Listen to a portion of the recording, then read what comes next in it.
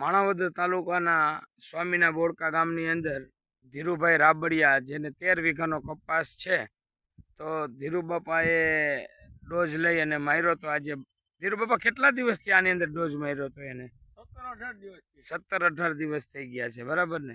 આ વરસાદની અંદર કેવો થઈ ગયો તો? આમ ભોંભર થઈ ગયો તો, બરાબર ને? તો અત્યારે તમને કેવું રિઝલ્ટ લાગે છે? એમ ને?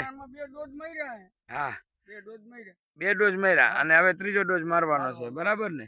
તો તમને અમારી દવાનું રિઝલ્ટ ધીરુબાપા કેવું લાગે છે?